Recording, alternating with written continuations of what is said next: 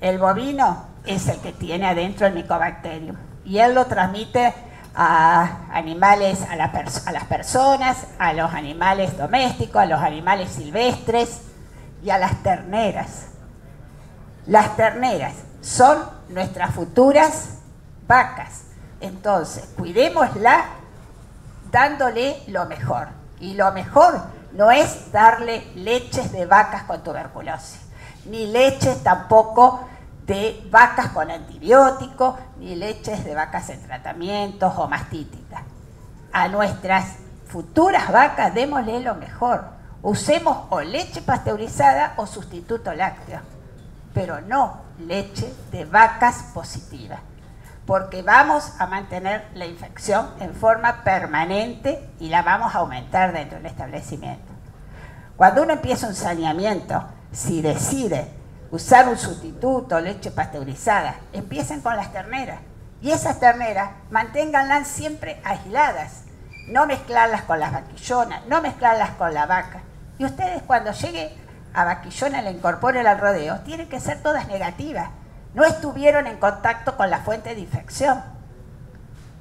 Entonces, es la mejor manera de hacer una reposición dentro del tambo, pero sí tienen que mantenerse siempre como aislada del resto del rodeo, a pesar que ustedes estén haciendo saneamiento con el resto del rodeo. Pero si tienen el lote de terneras sin ponerlas en contacto con fuente de infección, van a llegar negativas. Puede haber, me dijeron ayer, el calostro. El calostro, usar calostro de vacas negativas. Eso ustedes todos lo saben. Y si no se puede, bueno, pero no van a infectarse tanta cantidad, lo mismo que hay una tuberculosis congénita, no van a ser tantas. Pero mantengan siempre separadas esas terneras de reposición cuando empiezan un plan. Si no, van a mantener la infección. Hay factores del bacilo, como la dosis infectiva. La dosis es importante porque no es lo mismo que una vaca esté eliminando una dosis de 10 a la 10 bacilo que esté eliminando una dosis de 1 a la 10. La infección y también la patogenicidad, la virulencia. No el Mycobacterium bovis, no todas las cepas tienen las mismas virulencias. Hay cepas mucho más virulentas que otras. Por eso, a veces uno ve diferencia de presentación en los establecimientos. Lo mismo que factores asociados al propio bovino, como es la historia previa que tuvo de exposición, si hubo varias veces incorporación de animales con tuberculosis al establecimiento, el estado inmunológico. El estado inmunológico, la leucosis influye tremendamente en esta enfermedad. Esos linfocitos no pueden responder ni para la defensa, ni siquiera para la prueba que uno le hace. Entonces, mantenemos vacas positivas.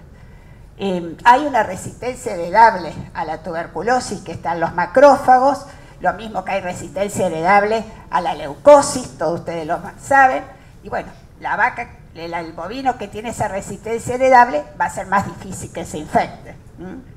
El tiempo de contacto, la densidad animal, relativos al ambiente, la luz solar y la desecación destruyen a las micobacterias. Pero la humedad, el frío, las mantienen y las mantienen por 6, 8 meses tranquilamente. Vacas eliminadoras de bacilo, que tanto por vía nasal o por leche son las que mantienen la infección dentro de los establecimientos. También la leche cuando se utiliza ya sea en forma fluida o en forma de suero, se le da a otras especies como los porcinos, también trae graves problemas. Ha habido algunas producciones porcinas de prácticamente el 100% con lesiones de tuberculosis cuando van a faena, por el consumo de suero de leche procedente de establecimientos lácteos. Volvemos a la necropsia y las lesiones que nosotros podemos llegar a observar. Estas lesiones que ustedes ven, que son granulomas, que son granulomas abiertos, que están incluso con úlceras a nivel de los bronquios, con exudado, si encontramos ese tipo de lesiones, bueno, realmente estamos con un problema grave donde va a haber una alta tasa de infección en el establecimiento.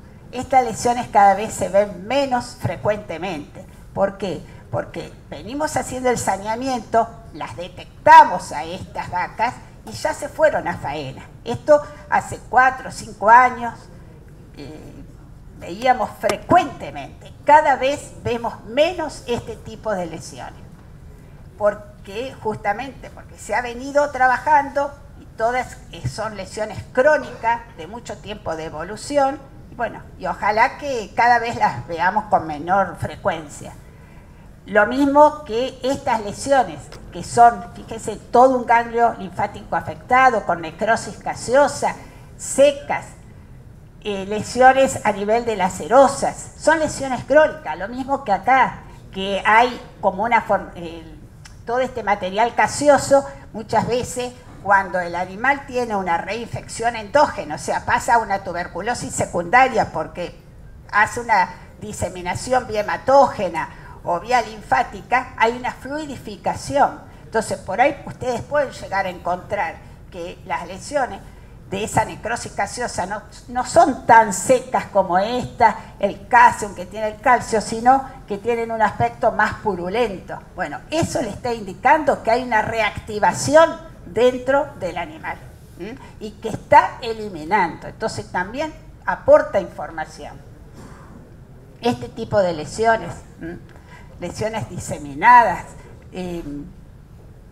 ya cada vez se ven menos, se siguen viendo, pero mucha menor frecuencia que hace un par de años. También hemos encontrado esto en el año 2013, en establecimientos con alta prevalencia. Por eso lo muestro, porque puede ser que todavía tengan alguno con alta prevalencia, que estén en contacto y tienen síntomas nerviosos.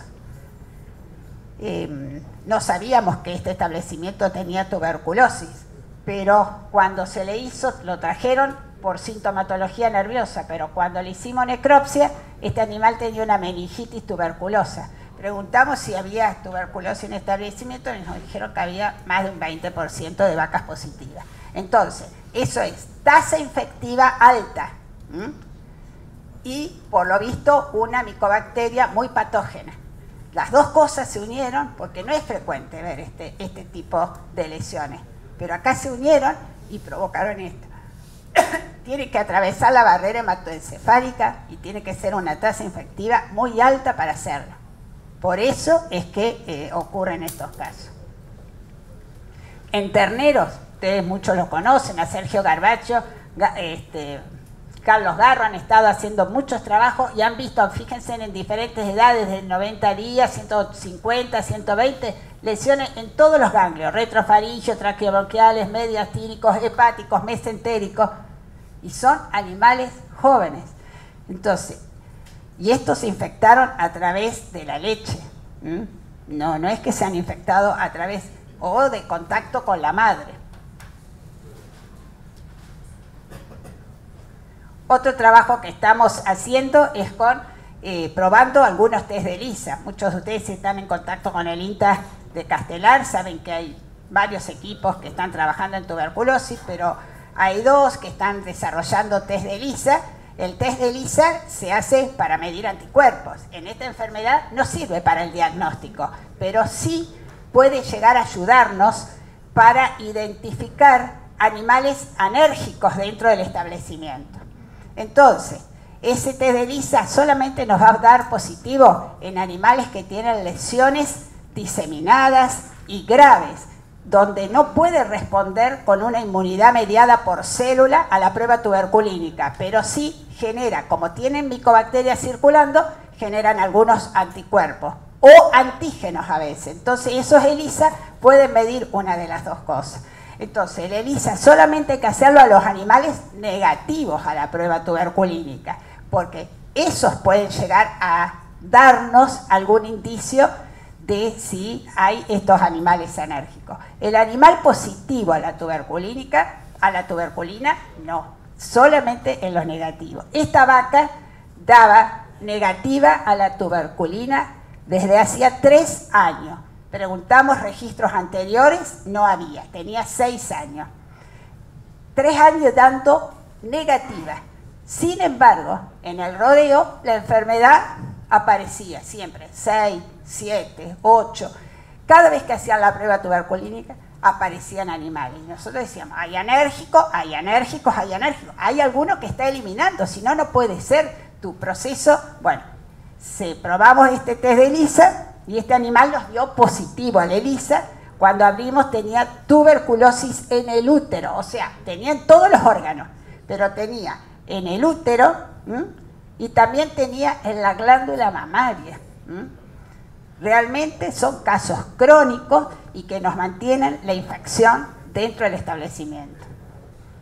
Pero seguramente este animal lo tenían que haber detectado al principio con la prueba tuberculínica, pero bueno, no había registros. ¿Son alérgicos o puede responder también a una mala inoculación de la...? No, son alérgicos por la infección severa que tienen, no responden. Un animal que hacía 3 años que venía dando negativo, digamos, ¿es por una alergia en cada vez que le hicieron o una mala aplicación de la...? No, la tuberculina la aplicaban pero daba negativo, pero el animal estaba con una tuberculosis diseminada y no podía responder. ¿Qué sensibilidad tiene cuando no es intradérmico, no es una aplicación intradérmica, sino que es subcutánea?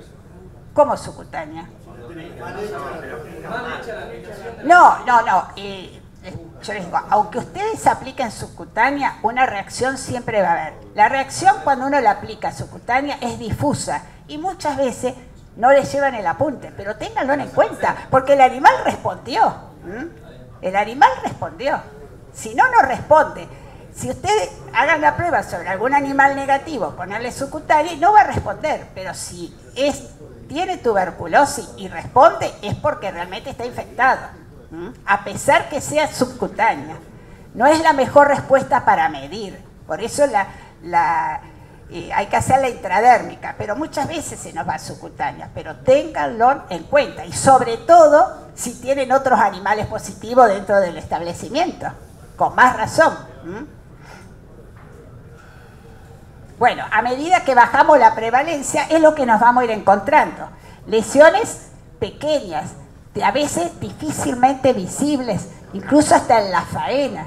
En el frigorífico ustedes saben que hay una manera de observar, hay un decreto que exige cortar ciertos ganglios, cortar las vísceras, y bueno, y es muy rápida el proceso de faena. Entonces muchas veces pasa desapercibido algunas lesiones, por ejemplo el ganglio mesentérico.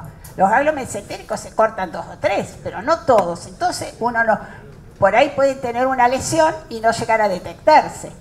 Lesiones también, si no se palpan y no se sacan y se cortan los ganglios, no se van a ver, porque no son evidentes, no provocan un aumento significativo del órgano. Lo mismo que no ha perdido ni la forma el ganglio. Si no lo cortamos justo en ese lugar, no lo vemos.